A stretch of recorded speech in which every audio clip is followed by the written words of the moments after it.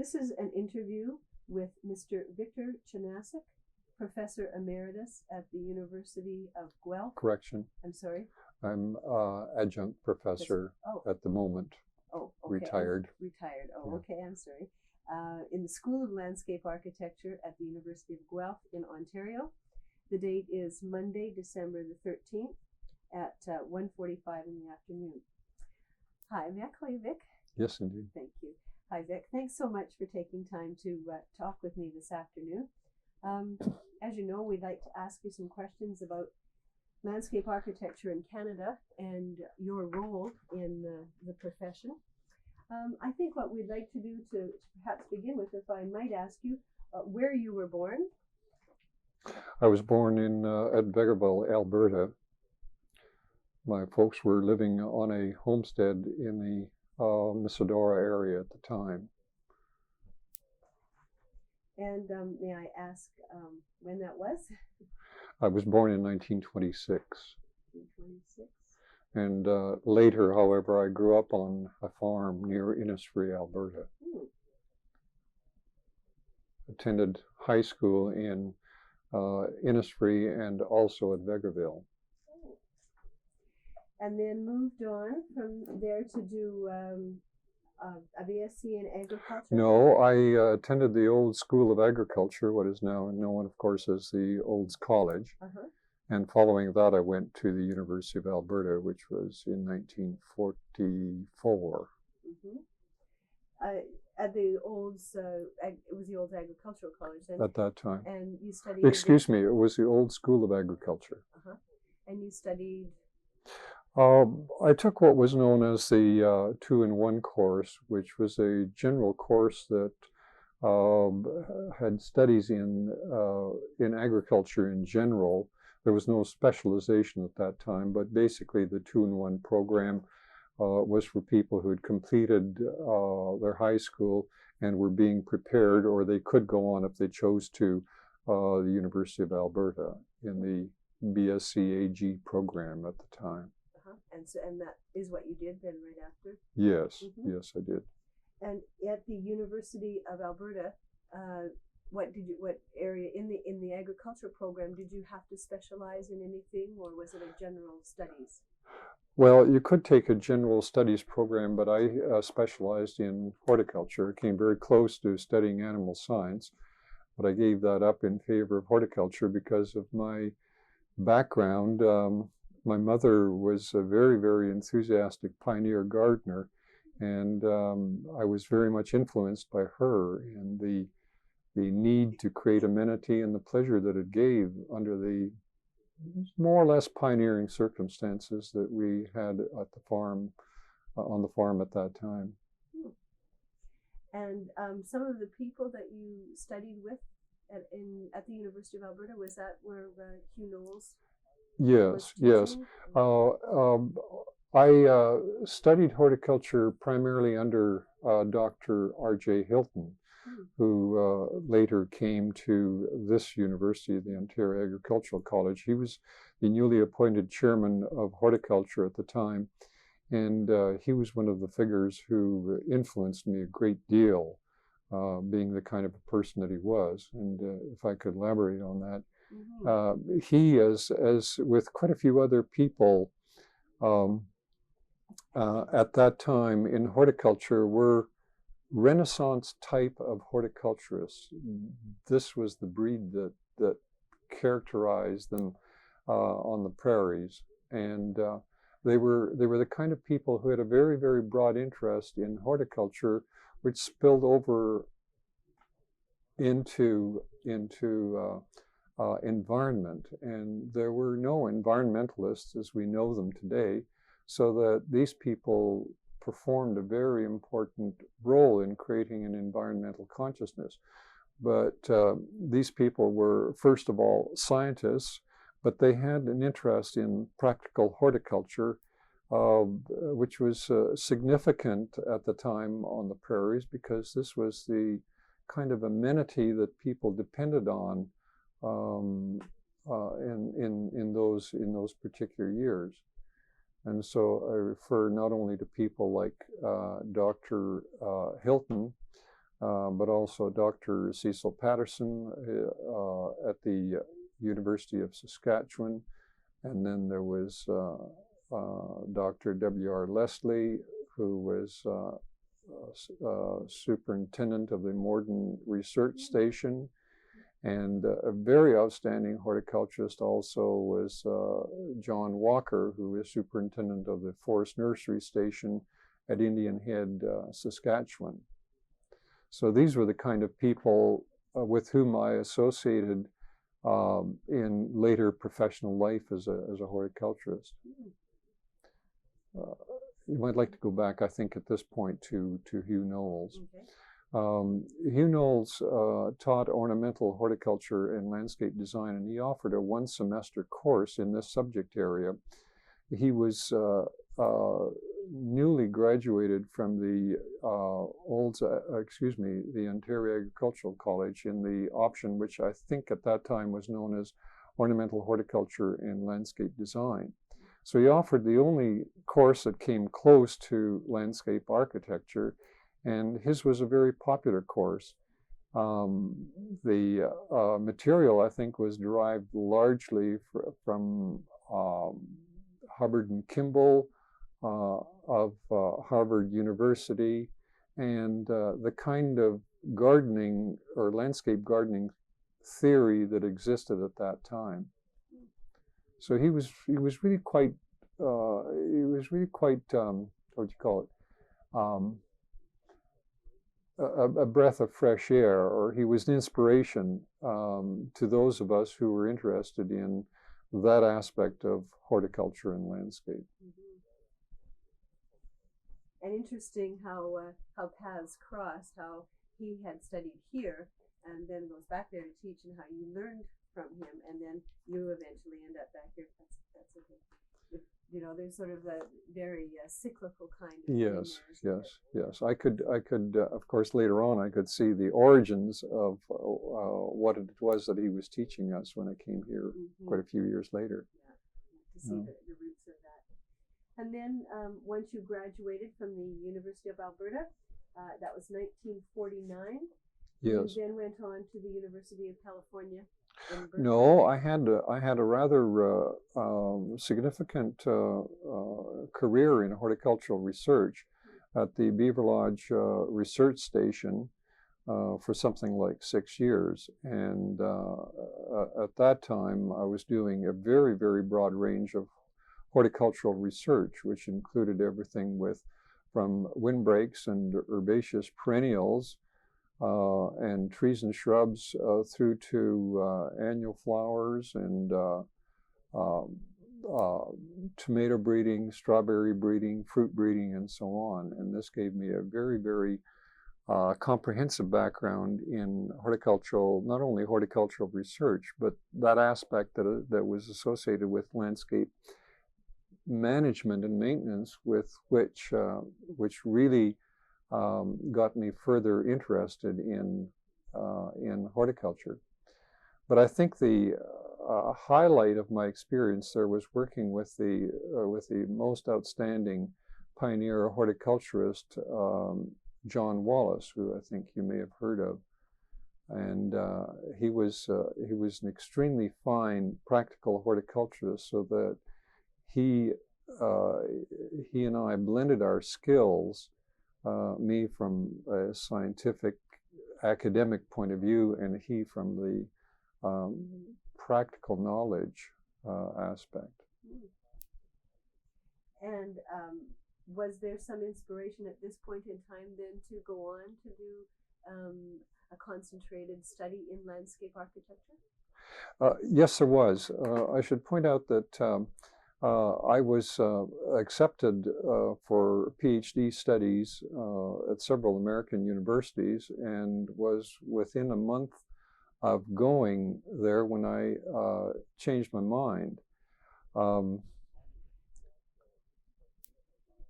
I felt that as a result of the Beaver Lodge experience, that my interest really was in landscape. It wasn't in research. I was more interested in the creation of environments than I was in things such as plant breeding and so on.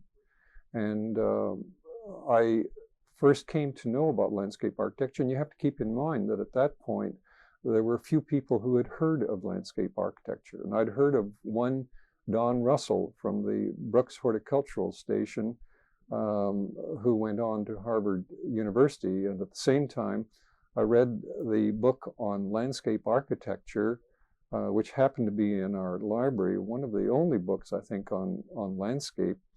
I read that book by Hubbard and Kimball, and found that I was very much attracted to that. But what really piqued my interest or swung it over into landscape architecture was the calendars that I'd gotten from American universities when I was investigating PhD studies. And I saw the programs on landscape architecture and was determined that this is really what I wanted to do for a life profession. Isn't that interesting? As you say, 1 month away from getting into doctoral studies, Exactly. that would have been in horticulture, Right. not to go into landscape architecture. And so then you did decide to go to the University of California at Berkeley? Yes. Several weeks later, we'd disposed of our possessions and we were heading south to University of California at Berkeley. And I think that that was a very good choice from several points of view. One was that it was one of the leading institutions in landscape architecture at the time. And secondly, it was a very interesting and inspiring experience as a cultural experience, and quite a different geography as you would expect from the Peace River country of northern Alberta. Mm-hmm. Who were some of the people that you studied with at Berkeley?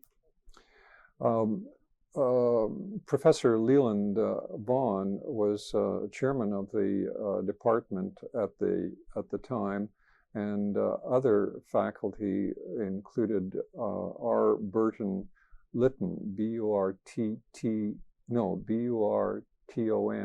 Litton, L-I-T-T-O-N, and Robert Tetlow, a recent graduate of the University of California, T-E-T-L-O-W, yes. And another instructor there was May Arbogast, M-A-I, Arbogast, A-R-B-E-G-A-S-T, who was an instructor in plant materials and planting design. And she was a very much liked and very inspiring kind of person who taught us things beyond the area of plants, an attitude to landscape architecture in general. There were, I think when you talk about California, particularly at that time, you couldn't separate California from people who were leaders in the profession of landscape architecture at the time. And they influenced the student body tremendously because of their proximity and because we saw them periodically at the university as guest lecturers and critics and so on. I think one of the ones that influenced us a great deal was Thomas Church. We used to have, we had at that time a travel course of 1 month after the end of the spring semester. And so we visited a lot of the projects that were designed by these leading landscape architects, which included Thomas Church. And of course, the design flair that he had, or with that design flair that he had, he was an international figure in landscape design, particularly for the design and artistic expression of the landscape, which at that time was primarily in the residential sphere. Another person who I think influenced us an awful lot was Lawrence Halpern, who had graduated from Harvard University with a background in botany, but he worked with Thomas Church for a while. And he too had a strong design flair that we found very exciting. And it was characterized by more informality and an organic kind of a quality that church didn't always have. So we found it very exciting to see his projects, to study his projects. And then, of course, there was LeGeyt, who by this time had a great deal of experience in both the public and the private sector. And he too, as one of the young Turks emerging from Harvard University, along with Rose. I have to think of that name. And Dan Kiley, I think it was. So he came in with a design philosophy that was very untraditional, very contemporary in every way. And so he was an exciting figure. But in addition to that, he was I think, probably the leading philosopher of landscape architecture at the time. And so we always appreciated the intellectual dimension that he offered to the very exciting contemporary design work that he was doing. Oh, could you speak at all on what some of those philosophies would be? How would you describe what that might be? Oh, gee. I think it was looking at the broader landscape and identifying some of the regional characteristics that one could seize upon, and looking at landscape as a continuum. And I very distinctly remember that aspect of his philosophy in that he when he indicated that landscape is not something that starts here and ends there. It is a continuous entity, it is a continuous experience, and that we must design within that context. I think another thing that he considered coming out of the Depression era and the work that he was doing in settlement planning and design during that period in the WPA days, he had a social conscience that I think was probably unusual for landscape architects at that time. Now, one of the things that I remember him telling me personally that has always stayed with me, and I think that it's a very enduring kind of a statement that should prevail throughout time, and that is that he felt that the spaces in between buildings were as critical or more critical than the design of the architectural pieces themselves. And the statement that I remember very distinctly was that he said, isn't it a paradox, or yes, isn't it a paradox that the 10% that we invest in the design and construction of the space in between the buildings is more important than the 90% that we spend on the architecture itself. Mm-hmm. That is a very important concept, isn't it? The visual concept. Yes, yes, but it dealt with, of course, with the functional aspects of landscape, serving not only aesthetic needs but also the social needs of people. Mm-hmm. Mm-hmm. And that was LeGeyt. That was LeGeyt, mm-hmm. Yes. Okay. And after your studies at Berkeley, you then had your appetite whetted. Maybe we can come back to that question in a moment. There were other figures that were very prominent at that time, and I think one of the inspirational highlights, or one of the important highlights of my experience in landscape architecture in my career, was going to a meeting of what was then known as the NCILA, the National Council of Instructors in Landscape Architecture, which was held at not Carmel. Think of that later. In California. And it was there that I had a chance to hear and to meet personally with what were without doubt the leading figures in landscape architecture at the time. And I'm talking about such people as Ian McHarg, who very, very boldly challenged the smaller scale work of what the California landscape architects were doing at that time. And he expressed this challenge on a personal basis, so you can imagine what an impact this had on those of us who were younger. So at any rate, as we all know, he expressed the point of view of the importance of ecological planning, and he was the original thinker in that area of landscape architecture that laid the groundwork for probably all of the ecological planning and design that followed.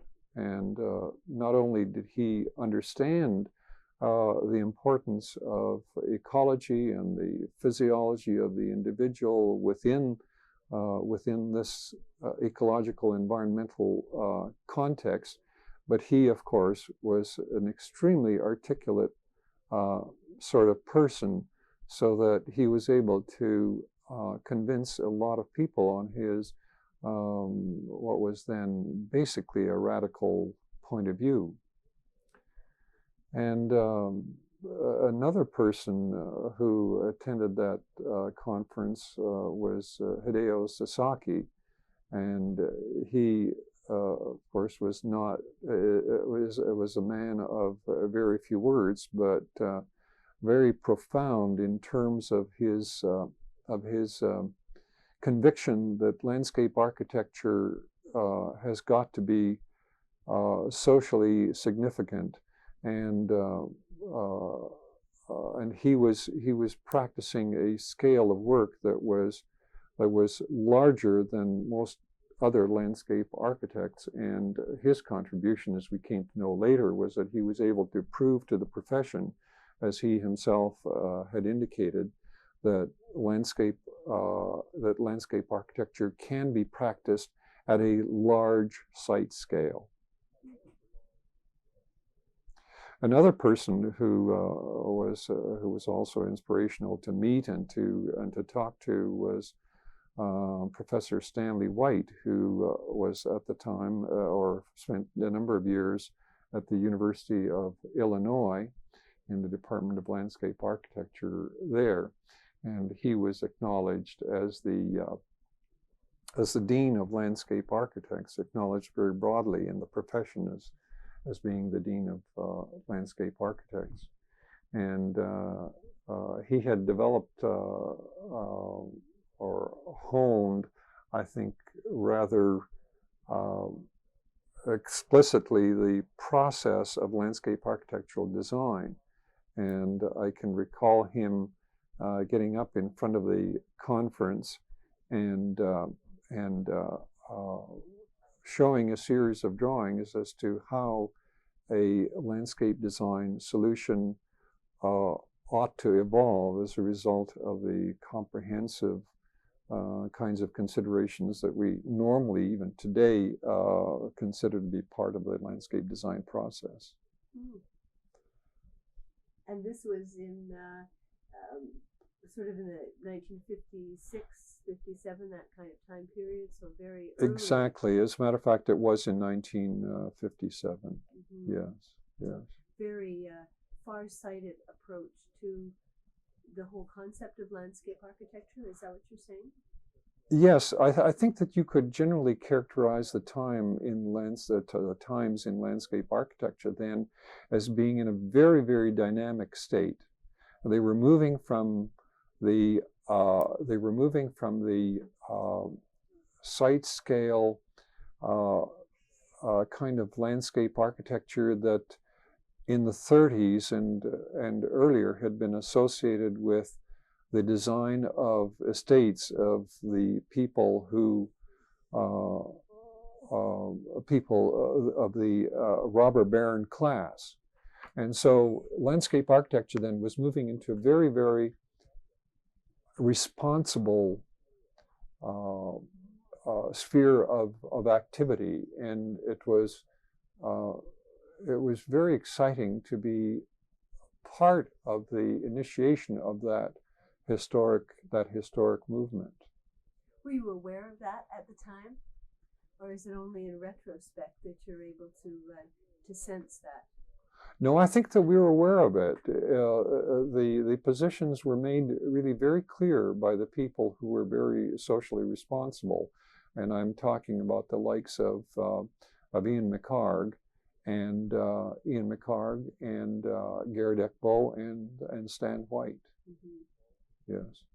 So you were aware of this wonderfully exciting time that you were going to be, well, you were part of at that time, but that you were learning the kinds of things that were going to make real changes? Exactly. I think that what really in reality was happening was that we were learning about the future dimensions of landscape architecture without those dimensions having been spelled out very clearly in the academic programs. And even when I went to Harvard University a little later on, or that same year as a matter of fact, it's that approach to landscape architecture still hadn't been taught in schools. But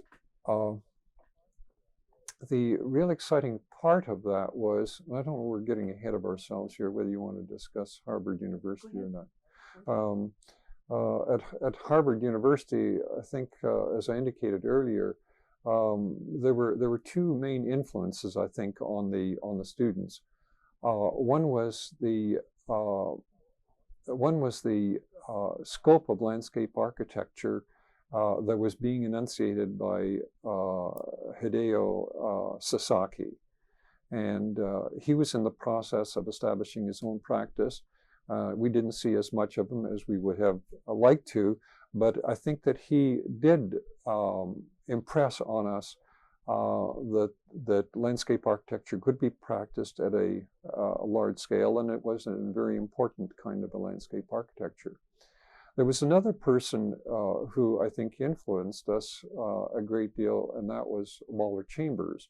Now, he didn't teach any design, but he taught landscape engineering and landscape construction extremely well. He himself was a registered engineer, became a registered engineer after studying studying landscape architecture. And the significance of his instruction in landscape engineering and landscape construction was that it gave us the tools to implement the larger scale schemes that were being taught by Hideo Sasaki. Yeah.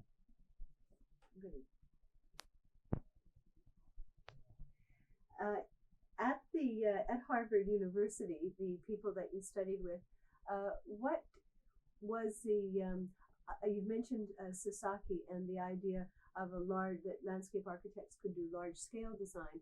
Was there anything there that was more specific in terms of design concepts? Was it different from the University of California at Berkeley? Was the basis for what they were teaching different because Harvard was the original school of landscape architecture in the United States? Was there a stronger traditional background in terms of what they taught? Or was it as contemporary as I'm understanding you saying that Berkeley was? What was the design philosophy at Harvard as you? I think there are two aspects to that question. The first is that Walter Gropius had pioneered at Harvard University an interdisciplinary approach to landscape architecture, and whereas he had passed on by that time, the legacy of what he had established was still pretty firmly entrenched in the curriculum. And I think that one of the finest things that I recall about the Harvard experience at the time was that was an interdisciplinary course in planning and design offered by urban and regional planning and architecture and landscape architecture. And we had a chance to do a pilot study, a pilot planning study in the Boston area, along with planners and architects, analyzing the nature of the region, its problems, and so on, and developing conceptual planning solutions to that problem. Later on, and this I think is the second part of the experience, in the studio, well, first of all, we worked at this problem as a continuum, from the larger scale to the site-specific scale, so that our last problem was working again on an interdisciplinary basis, with a collaborative basis with architects in developing a solution for a site-specific problem. And so I think these were the very important. This was part of the very important experience at Harvard University at that time. We didn't get into the aspects of style and the attention to detail that we did, for example, at the University of California. And it was a different kind of a style too. The California style emphasized the informal and the organic and abstract, whereas there was less of that kind of emphasis at Harvard University. It was more on the emphasis at Harvard was more on the idea of collaborating with other disciplines to determine a solution to a problem. Is that? Yes, of course that was, although it could have been articulated more than it was. But we had no problems with the urban planners. Our thinking was very complementary. We had more difficulty with architects, and we wish that there had been more collaboration, more meaningful collaboration with them at the time. But I think what I wanted to say was that the landscape design in terms of detail was a very mature, I don't know how to put this, very mature, more reserved or a conservative approach to landscape architecture that emphasized, for example, the rectilinear pattern in landscape design, whereas we saw none of that at all in California, just before that. Mm-hmm. So in terms of the design philosophy at Harvard, it did seem to be a continuation of a more traditional approach than California was. Would that be correct? Maybe that's far too no, I think, yes, I think it is a generalization. I think that it might be better characterized as a more discipline-oriented kind of a problem-solving process, in which problem solving might have been emphasized a little bit more, particularly at the larger scale. Mm-hmm. And of course, at the time, the construction aspect was very important at Harvard, which related, as I was saying earlier, to the implementational aspect of design. Mm-hmm. Mm-hmm. So you took the knowledge that had been gained at both California and Harvard, at both Berkeley and Harvard, and worked with the Puget planners. Was that just upon graduation you went to Seattle and worked? Yes. I think there's another aspect of that employment choice, and that was that Macklin Hancock personally offered me employment in his extremely progressive and exciting office in Toronto. But by this time, I felt that I wanted to get back to the West, and I found that the more challenging positions were at a large scale, which is really what I wanted to do, was found in the United States rather than in Canada. And so I ended up at Puget Planners in Seattle, where I had an opportunity to work as a site planner in an urban and regional planning office, working on projects of municipal planning and also planning associated with shopping center development, urban development, as well as parks. And this was very satisfying to young graduates, because this is certainly the way we had been oriented at Harvard University. Mm-hmm. And from there on to San Francisco to work with Skidmore, Owings and Merrill? Yes. That was an interesting experience, because Skidmore, Owings and Merrill at the time was known as the leading architectural design firm of a corporate nature, or corporate architectural design firm in the United States. A very, very strong design office, and working on projects that I think would be satisfying to any landscape architect. Mm-hmm. They were certainly the major firm when I was in interior design. Oh yes, yes, that's right. As a matter of fact. Definitely knew of them. Yes. And then there was something happened. What happened? Yes. Well, it was not long after I got to San Francisco when I was offered a position to come to the University of Guelph, with every prospect that I would have the responsibility of establishing a program in landscape architecture, an academic program, which of course would be the first in Canada.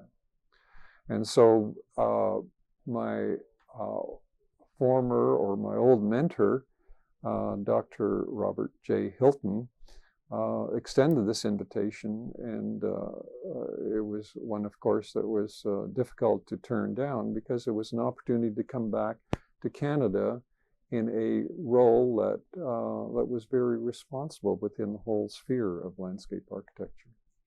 How did that happen? How did that all occur? Had you been keeping in touch with Mr. Hilton, or? Actually, I was told about this opportunity by Roman Podchuk, and so he suggested that I should apply. And in making application, I renewed my acquaintance with Dr. Hilton, for whom I had the highest regard.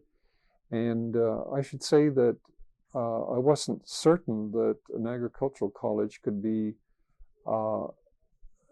very sympathetic to the idea of the kind of landscape architecture that we felt should prevail at that time. And I wasn't sure how supportive an agricultural institution, excellent as it was, would be towards landscape architecture. But my confidence was in Dr. Hilton, the man. And it was, I think, probably 90% of the influence in the decision to come back to Canada and to accept the position. And as it turned out, of course, this was not at all a disappointment. That's good. That was the good part of the story.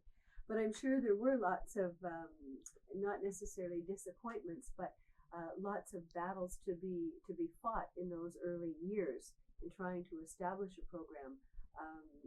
In fact, it's interesting for me that this was in 1962 that this occurred, yes, because there are a lot of people who say that the real impetus for landscape architecture in Canada came with Expo 67, and that it was after Expo 67 that schools of landscape architecture developed in Canada, that was a very critical coming together of ideas that then produced these schools of landscape architecture.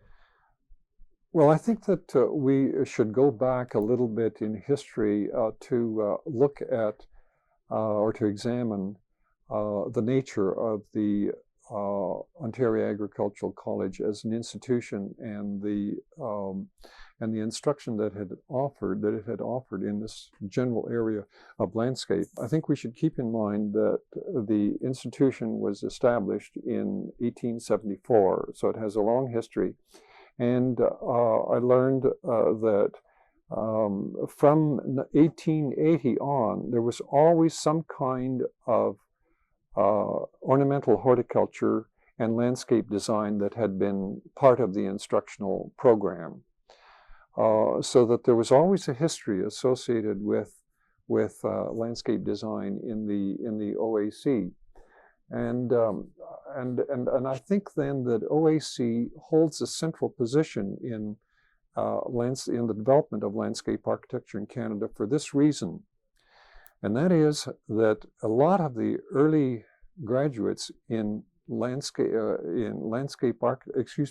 a lot of the early horticultural graduates from the Ontario Agricultural College, which throughout these years was affiliated with the University of Toronto, were graduates of the OAC program in what was known as ornamental horticulture and landscape design. And some of these people, so some of these graduates were very impressive people, and they included names like Maurice Howitt. They included Gordon Cullum, who was for years, for an entire generation, was a leading landscape architect and especially urban planner on the Canadian scene. And the founder of the Canadian Society of Landscape Architects. Right, a charter member of the organization. And then there was Ned Wood, who was landscape architect for the National Capital Commission. And there was Jim Secord, who became an architect, but always practiced landscape architecture at the same time. Other names like Jack Nazar, Nazar, and Bill Biggs, who graduated from Harvard University later. And there was a person by the name of W.H. Newton, who I don't know. And then there was Hugh Knowles, who taught not only ornamental horticulture, but he later got a degree in landscape architecture at Michigan State and taught and practiced landscape architecture. And then, of course, there were two outstanding names, which was Don Pettit and Macklin Hancock, one of the two original principals of Project Planning Associates. And we know their contribution in landscape architecture, which was of an enormous scale. Later, there were other people, which included names, for example, such as Owen Scott, and he was the last of this group of people. Now, then, the significance of this is that these people had entered the profession of landscape architecture. Some of them were charter members of the CSLA, but they also were very active members in the earlier years, in the 1930s and 40s and 50s, in the creation of a new consciousness of landscape architecture. You might want to ask me. These individuals that you have mentioned were in the Ontario Agricultural College, and how does their role? Their studies here, how did that influence the eventual development of a program specifically in landscape architecture? Well, we should first of all mention the fact that these people went on for graduate studies in the United States because there were no academic programs here in Canada. And one of the favorite places to go to was Harvard University. Let's just pause here for just a moment. I want to point out that one of the I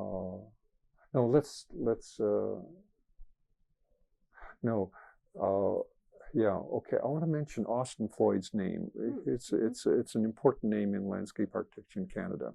So I'll mention this now, and then you can insert it back with these other names. Okay. Another important excuse me. There were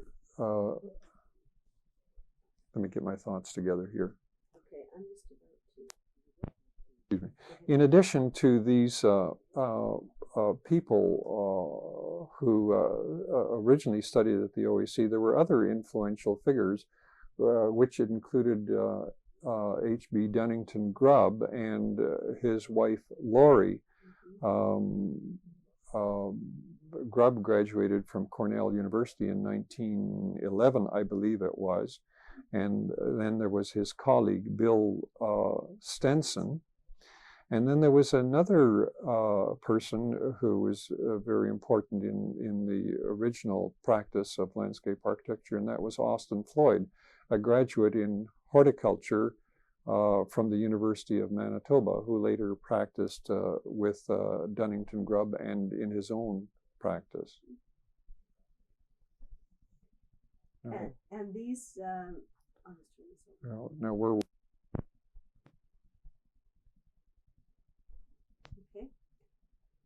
So the importance of these individuals having achieved stature in the profession of landscape architecture from their training at OAC and then their graduate studies in the United States, how did that influence the concept and the idea of having a school here in Guelph? Yes. Well, I think partly as a result of the influence of other landscape architects, it's my understanding that, or I shouldn't say it's my understanding, the members of the landscape profession had approached several times the University of Toronto to establish a program there without any positive results. And then there was a meeting, and I'll have to give you the date later. Hold it. In 1959, the Ontario Landscape the Landscape Contractors Association, particularly with initiative from graduates of the Guelph program, sponsored a meeting to investigate the implementation of a program in landscape architecture in Ontario. And attending this meeting were representatives from the University of Toronto, the Ontario Agricultural College, and the Canadian Society of Landscape Architects. It's important to note that the impetus for this meeting came from Guelph graduates. And at that time, there was not a positive reaction from the University of Toronto, and I'm just wondering whether I should mention that part of it. But Dr. Hilton, who was chairman of the Department of Horticulture at the time, had made a commitment that he would try to establish a program in landscape architecture at the University of Guelph. And so this, I think, was a very positive development in the establishment of landscape architecture programs in Canada. So when Professor John Wheel retired from the Department of Horticulture, where he had taught ornamental horticulture and some landscape design, then I was appointed to replace that position, and my principal responsibility was not only in the interim to teach landscape design to the students in the ornamental horticulture and landscape design option, but also to develop a program proposal for landscape architecture here at the OAC. What was the real need, as you see it, to develop a school of landscape architecture in Canada? If up until this point in time, things had gone along well with graduates from Berkeley or Harvard or wherever, Michigan, what was the real need to have a Canadian school? Well, I think that we would all argue that although the United States,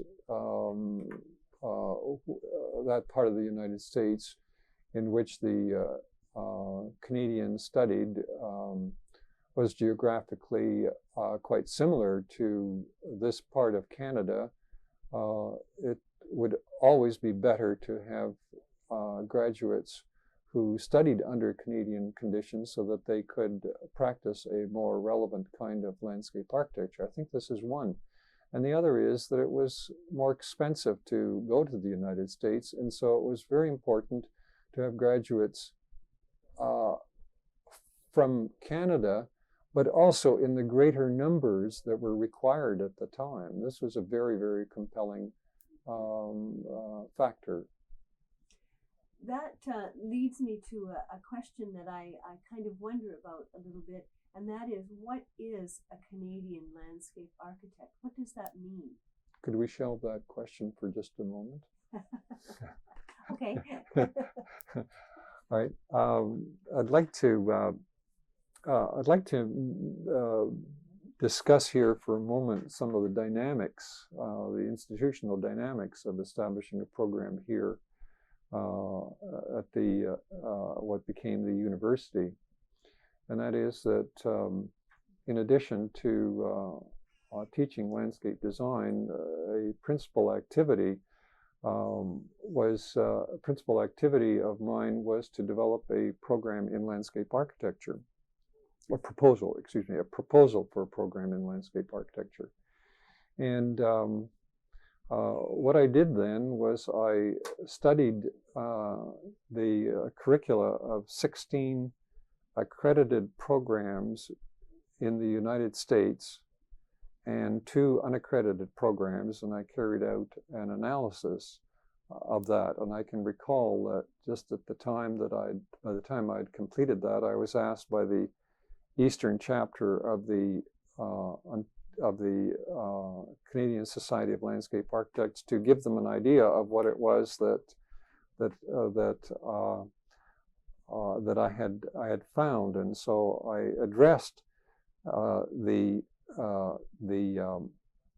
chapter, which at that time had 19 members in Eastern Canada, out of a total of 51 members, as I recall, in the society as a whole in Canada. So the percentage breakdown is still about the same. Probably it is.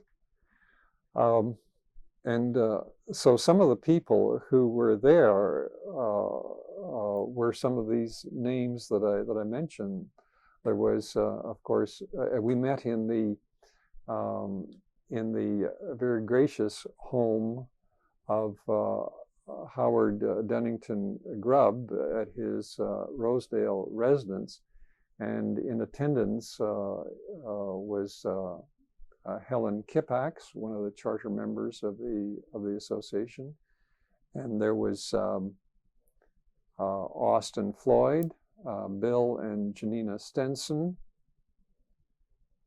and Don Pettit was there, and a very young landscape architect by the name of Michael Huff. And it was the first meeting that I had then with the Canadian Society, who had earlier passed a motion that they would support the establishment of a program at the Ontario Agricultural College. From there, I went on to develop a full-fledged proposal you were mentioning this proposal. What did that proposal consist of? Well, I think that in the most general terms, what motivated me was that the program should be at once a liberal education as well as an education that offered professional competence. And in addition to that, I think this was a unique responsibility for any young landscape architect, because it was an opportunity to create a program in landscape architecture that embodied all of the more recent concerns of the profession, which was growing very quickly in scope. And so at a very specific level, what I attempted to do was to design a program that overcame all of the shortcomings of those programs that were already in existence, and particularly the shortcomings that I experienced that I had in my own experience of studying in the United States. And so so it was important to develop, to cover certain areas and to strike the appropriate balance between these. And this, of course, included the biological sciences. This included the social sciences. This included the humanities and the humanities, and it included basic design and landscape design, but also exposure to urban and regional planning and architecture, because I think the collaborative interdisciplinary point of view is an important part of the experience. And I think that this was the concept behind the original program at Guelph, which fortunately turned out to be an enduring model. Good. What I'm hearing you say is that you wanted, having looked at all the schools in the United States, you were going to have a school that was far superior to anything that existed at the time. Better, anyway, than anything that existed. What is the real advantage to people to be educated in Canada? What could the school here offer them that's important? Well, I think there's it's not necessarily a philosophical issue, but there is a broad issue that's involved here, and that is that as a society, we probably would not be considered culturally complete if we didn't have represented within our universities programs that dealt with our culture and with our environment. So that, coupled with the fact that we needed large numbers of graduates, I think constituted very important reasons for the establishment of a program here. Now, excuse me, you might want to, at this point,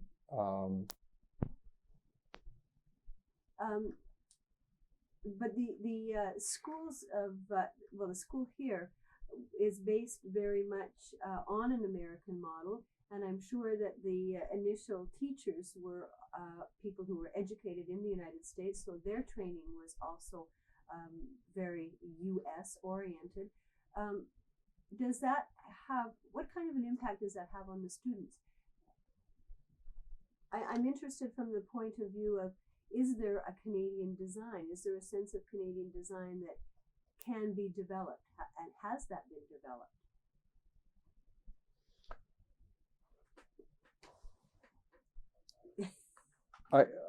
I had it, and then it is. Well, the fact that we had a U.S. model for our educational program in landscape architecture might seem to be a little embarrassing, but I don't find it at all, because the American model was a very, very effective one. It dealt with these subject areas that I talk about, and also the United States at that time was very much in the forefront of landscape design theory compared to other institutions around the world, and there weren't many, but it was, in my mind, a superior approach to landscape architecture because it was comprehensive, there was a good process, and there was plenty of emphasis placed upon design. So I think there needs to be no apology that our program here, being based on the American model, was not a valid one. The other factor to consider here is that landscape architecture as a process, as a profession, does not vary much between one country and another. And I think that this is good, because then it approaches the solution of problems in a universalistic point of view. This is not to say that we will not consider regional factors and influences in our design. Obviously, this is one of the advantages of having a Canadian-made program here. But I think that that is more in terms of detail than it is in terms of concept. And that leads me to a question that I think everyone that's involved in the profession has probably asked themselves at least once and maybe several times. And that is, and I've already asked the question, you said, could we come back to it? What is a Canadian landscape architect? What does that really mean? Well, because of the, you might say, the universal responsibility of landscape architects, I'm not sure that we are really any different from landscape architects anywhere. We deal with problems of the land. We deal with the problem of resources on it. We deal with problems of a social nature, which may vary a little between one region or one country and another. And we deal with aspects of function, and we deal with aspects of aesthetics. And I think that these are universal. And so I really don't see a Canadian landscape architecture as such, except that which arises out of the regional influence. And I suppose the most obvious example is the adaptation to the colder climate that we have here, as opposed, for example, to practicing in Washington or the Sonoran Desert of the United States or the Eastern Seaboard in Virginia. But the process is the same, it is universal. So that's how a design training can be molded from another country and work in Canada, because there is the universality of process. But I'm concerned that that there really is a difference. Maybe a Canadian landscape architect really is different from an American landscape architect or a Swedish landscape architect. You don't think that there are really any differences there? I don't see differences, any differences that exist as being of a major kind. Okay. What do you think that landscape architecture in Canada has done for the average Canadian? I think that, say, during my tenure here as a landscape architect in Canada, there has been a tremendous amount of progress made in the improved design of projects at a site scale. I don't think there's much question about that. The other thing about landscape architecture in Canada is that I think that its larger impact is still yet to be felt. Now, there's no question that there's been a significant amount of progress in landscape architecture. There's just no question about that. But the groundwork, I think the significance of what has been done today is that the groundwork has been laid for a more comprehensive approach to landscape architecture. And I think that we're getting into it now, especially with those firms that are dealing with environmental factors in large-scale planning or in city planning or even planning at a regional scale. And the systems that characterize the urban component of our landscape. I think that landscape architects have proven, or landscape architecture has shown, that it is in a very good position to deal intelligently with this comprehensive set of considerations that make towards an enduring, holistic environment. And so there is no question in my mind that that the basis has been laid in the last 3 or 4 decades for this broader approach to landscape architecture that will be accepted by those who are in decision-making positions. What else do you see as a future role of landscape architects in Canada? Do you see them as decision makers, for instance, as policy makers? Well, I think this has in fact been one of the shortcomings of landscape architecture, as it has been with some design professions, and that is, they find it difficult to get into the seats of power, and specifically, I think in Canada, this power has traditionally been exerted by engineers, and also at the municipal level by planners, who unfortunately in Canada have had little or no training whatever in the design implications of physical planning. This is a very, very significant shortcoming. And I think that landscape architects are in a very good position if they would broaden their concerns at an academic level and take these into the professional sector, so that they can deal not only with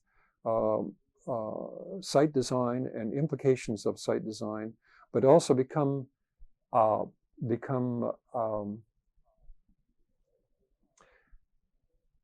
influential in forming land planning policy that will be broader in scope than is characteristic of, say, the urban regional planning profession today. And within that context too, oh gee, I'm jumping around here too. Go ahead. No, go ahead. Well, coming up with designs that are more meaningful than the engineer-oriented approach that very frequently prevails today, with lack of consideration of environmental factors of a biophysical nature, and factors, social factors that need to be considered at a site scale, and as a matter of fact, at a systems scale within the urban and regional environment. I'm hearing you say that a landscape architect has capabilities and training in a broad enough base of areas that they're able to function in a variety of roles. Is that how you see this? Yes, indeed. I think that if anyone examined our programs in landscape architecture, you would find that they deal with landscape at a very specific scale. But as I think I intimated earlier, we have a problem, and that is that our scope of planning is not as broad as it might be. And I refer specifically to that aspect, to the aspect of community design. There has been no community, or very little community design, that has been done in Canada, with the exception of projects such as Don Mills, Erin Mills, and Meadowvale, and so on. But that aspect is completely lacking, or not completely lacking, but is but is decidedly lacking in landscape architectural education today, and I would very much like to see that addressed as soon as possible. And the reason for that is that having a knowledge of site-scale dynamics, in addition to, having a knowledge of factors in or principles of community design, in addition to the factors that need to be considered at a site scale, the landscape architect would then be in an extremely strong position to collaborate with urban planners and engineers to humanize the landscape of the urban fabric. One of the people who you mentioned, whose name you mentioned very briefly, was Roman Fodchuk. And when I spoke with him, one of the things that he said made as a very strong point in terms of the future of landscape architecture is that instead of biologists being on soapboxes discussing the environment, for example, that it should be landscape architects, because they, unlike biologists, landscape architects not only understand the environment, but understand man in the environment. And he felt that landscape architects would be make a much stronger voice to be heard than, as I say, for instance, a biologist who has a much more focused approach to the environment than a landscape architect does. Yes, there's no question that the biologist has a focused and a specialized view of the landscape, and I think that this is good for its very special knowledge. But we come back over and over again to a very important aspect of landscape architecture, the strength that it can offer, and that is that it can, along with other members of other disciplines, assess environmental problems and offer a manipulative talent for coming up with an environment that recognizes biological and social and aesthetic factors. And this is the strength of landscape architecture.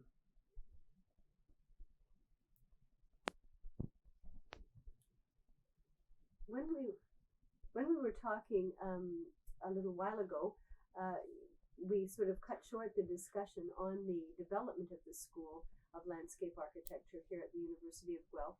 I wonder if you would mind taking a few moments to discuss the process that was involved in getting the approvals to get the school in place, or the approvals and everything else that was necessary.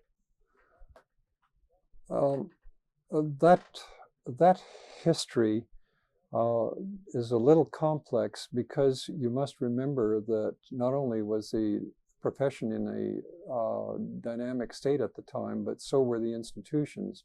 And I refer specifically to the very rapid expansion that took place in the 60s in the university system in Ontario.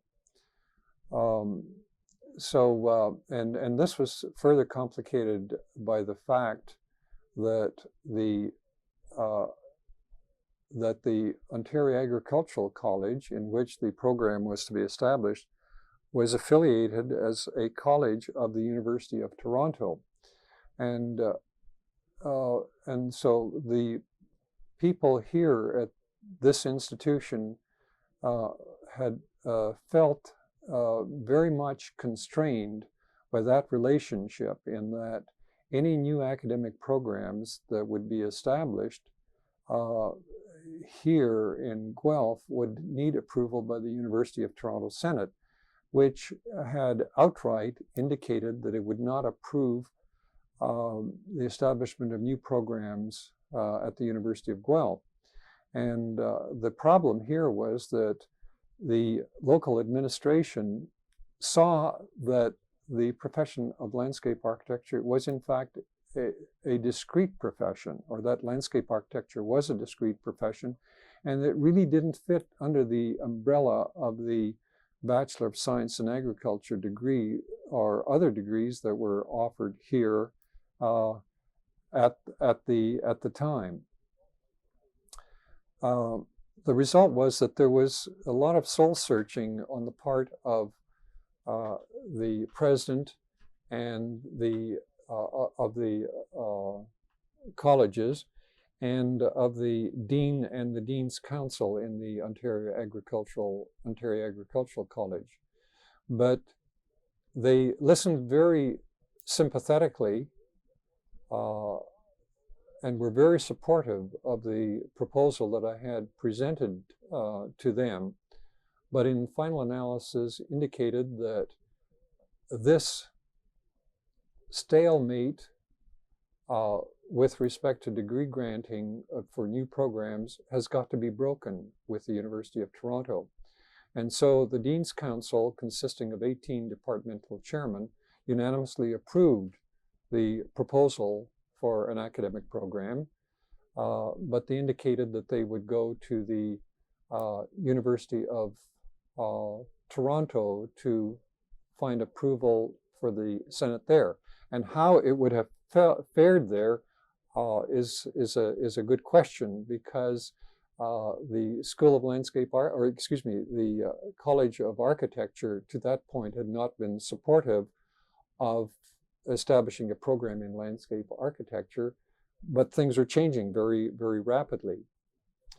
So this was further made complicated by the fact that the colleges at Guelph, affiliated with the University of Toronto, were being consolidated into the, I'll get the name later, the colleges of Guelph, transitional to the establishment of an independent University of Guelph.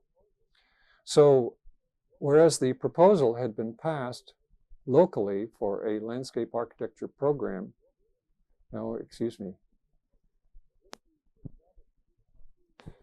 with the establishment of the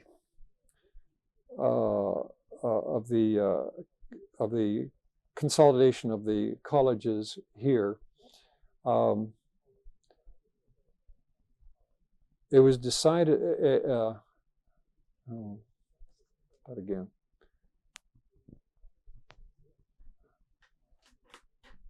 With plans, with the development of plans to create an independent University of Guelph, it was decided that the program in landscape architecture might be initiated in the Bachelor of Science in Agriculture program as a major within that program as an option. And so a decision was made to go ahead with this. But later, as the institutional planning unfolded, it was decided that this decision should not be made by Dean's Council or the president here alone. Rather, this decision to go ahead with the program should be made by the Senate of the University of Guelph. And so the approval of the landscape architecture degree was put off for another year. While the University of Guelph became established.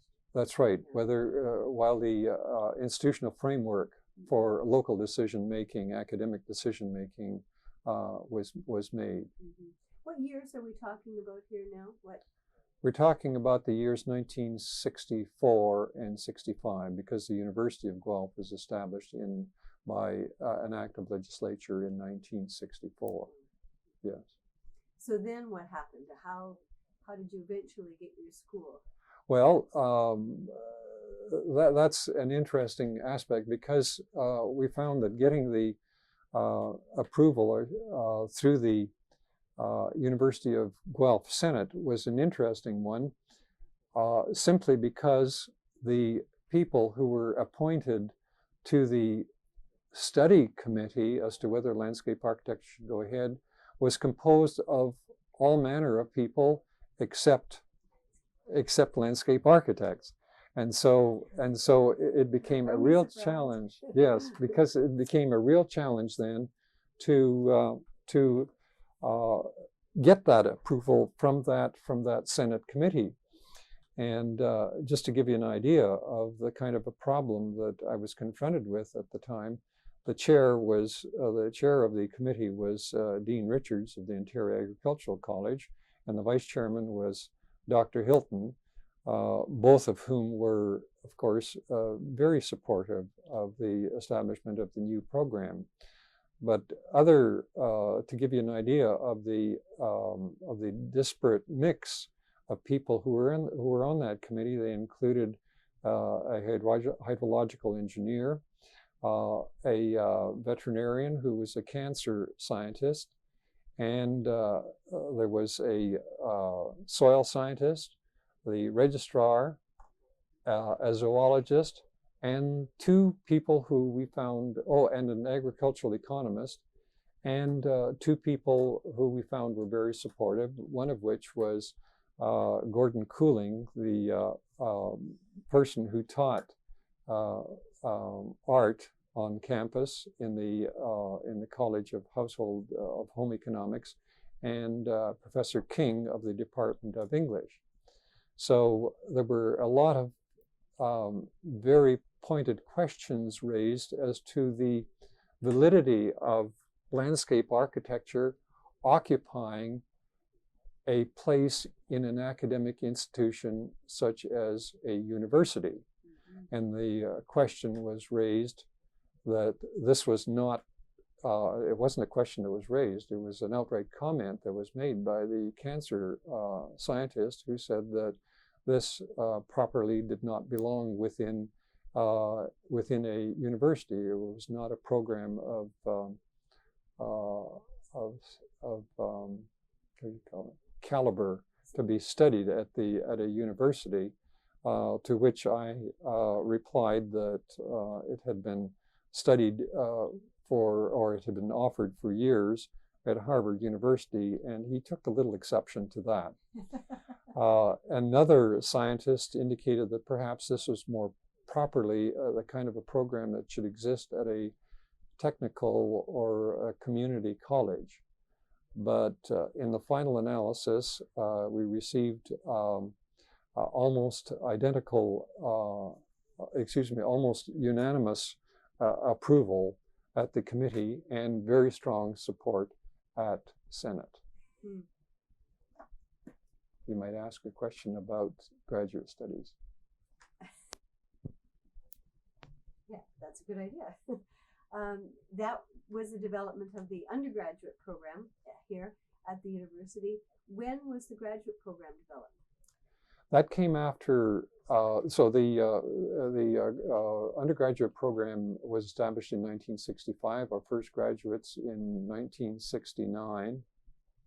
No, excuse me, that doesn't make sense. We must have taken in people in 1964 to graduate in 1969. And so that our program was after our program was well established, and we moved into our quarters, which I think are the envy of landscape architectural programs internationally. Once these had become consolidated, then I undertook to develop a master's program in landscape architecture, which was approved by Senate in 1973. By that time, the program had asserted itself and had a good image on campus, and so so that it was approved by Senate almost unanimously at that time. So all of your labors and all of your efforts for the undergraduate degree paid off when it came to getting the graduate degree approved. That you didn't have to jump through the same hoops. Of course, the circumstances were completely different by that time, weren't they? Yes. We enjoyed a very enviable reputation for some years of having the most highly qualified high school graduates being accepted into the landscape architecture program, and they had the highest average of any program within the entering average of any program within the university. And it was a program that was very much in demand, and I don't recall the exact figures, but there was a rather logarithmic escalation in the number of applications in the program. The first year we had 13 applications, which was the limit of what we accept. The next year we had 35, I believe, and then it went something like 85, 150, and 330, and over 400 for something like 20 positions in the program. So this is, I think, what contributed substantially to the very positive, if not enviable, image of landscape architecture at this university. And I think one can very comfortably say to the image of landscape architecture in Canada, I think that the school at Guelph has been a very positive influence in that. Quite likely, because our students did in fact come from right across the country. Mm-hmm. And they have gone on to be recognized landscape architects, and they have shown themselves well. Right. In terms of probably more than other institutions in landscape architecture, they also tended to fan out across the countryside, so that they helped create this positive image of the program. Mm-hmm. Well, I think you have lots to be proud of in terms of starting the program, and I'm sure you look back with pride on your accomplishments here. It's been an exceptionally rewarding experience, very meaningful, not only to those of us who worked here in it over the years, but in that it has been a very positive and beneficial influence effect for the people of Canada as a whole. Mm-hmm. Thank you. Thanks for taking time to talk with me. Thanks.